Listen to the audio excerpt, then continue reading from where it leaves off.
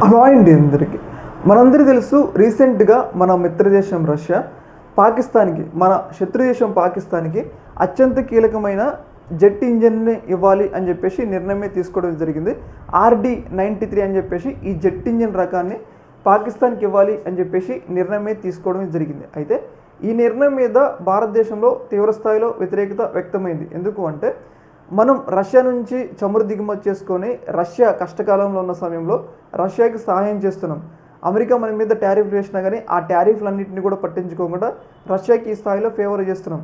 అయితే రష్యా మన మీద ఏమాత్రం కృతజ్ఞత భావం లేకుండా ఇప్పుడు పాకిస్తాన్కి ఇలా జెట్ ఇంజన్లు సరఫరా చేస్తే రేపు పాకిస్తాన్ అవి మన మీదే వాడుతుంది. కాబట్టి ఇది ఒక రకంగా నష్టం అని చెప్పేసి మన భారతదేశంలో ప్రతిపక్షాల నుంచి తీవ్రస్థాయిలో వ్యతిరేకత వచ్చింది. ఒక రకంగా మోడీ ఈ ఇంజన్లు పాకిస్తాన్కి ఇవ్వడంలో అడ్డుకోవడంలో విఫలమైందని చెప్పేసి నరేంద్ర మోడీ గారి మీద తీవ్రస్థాయిలో వ్యతిరేకత వ్యక్తమైంది. అయితే మన భారత ప్రభుత్వం రష్యాతో మాట్లాడిన తర్వాత వాళ్ళు ఏం చెప్పినారంటే ఇది ఇంకా మాటలు ఓన్లీ టాక్స్లోనే ఉంది, ఇంకా ఒప్పందాలు ఏమి కుదుర్చుకోలేదు అన్నట్లుగా రష్యాకి సంబంధించిన అధికారులు అయితే సమాధానం ఇవ్వటమే జరిగిందనమాట. అయితే రీసెంట్గా దీని మీద ఈ యొక్క ఇష్యూ మీద రష్యాకి సంబంధించిన కొంతమంది సైనిక అధికారులు అయితే స్పందించడం జరిగింది.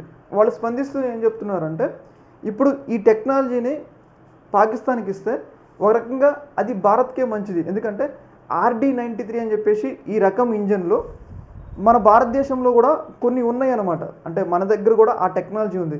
అలాంటప్పుడు రేపు భారత్కి పాకిస్తాన్కి యుద్ధం వచ్చినప్పుడు భారత్ తెలుస్తుంది ఆ యుద్ధ విమానాన్ని మనం ఎలా కౌంటర్ చేయాలి, దాని కెపాసిటీ ఏందని చెప్పేసి మనకి ముందుగానే తెలుస్తుంది. దాన్ని అడ్డుకోవడంలో మనం సక్సెస్ అవుతాం.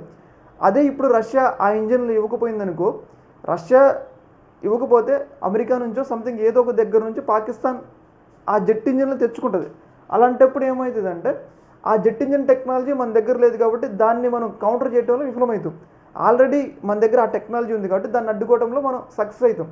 దానివల్ల ఏంటంటే ఇది ఒక రకంగా భారతదేశానికే మంచిది. భారత్ దగ్గర కూడా ఆ యొక్క టెక్నాలజీ ఉంది కాబట్టి భారతదేశానికి మంచిది ఈ యొక్క జెట్ ఇంజన్లో పాకిస్తాన్కి సరఫరా చేయడం అని చెప్పేసి రష్యాకి సంబంధించిన సైనిక అధికారులు అయితే చెప్తా ఉన్నారు. ఏదేమైనా కానీ ఈ యొక్క అంశం మీద తీవ్రస్థాయిలో చర్చలు అయితే జరుగుతున్నాయి. ఇది ఇంకా మాటల దశలోనే ఉంది, టాక్స్లోనే ఉంది, ఇంకా ఒప్పందాలు కుదుర్చుకోలేదని మనకైతే తెలుస్తూ ఉంది.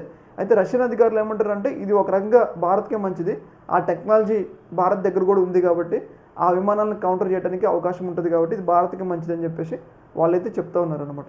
చూడాలి మరి రాబోయే రోజులు ఎలాంటి పరిణామాలు జరుగుతాయి అనేది. ఈ యొక్క అంశంలో మీ యొక్క అభిప్రాయాన్ని కామెంట్ సెక్షన్లో తెలియజేయండి. ఓకే మరి, థ్యాంక్ యూ.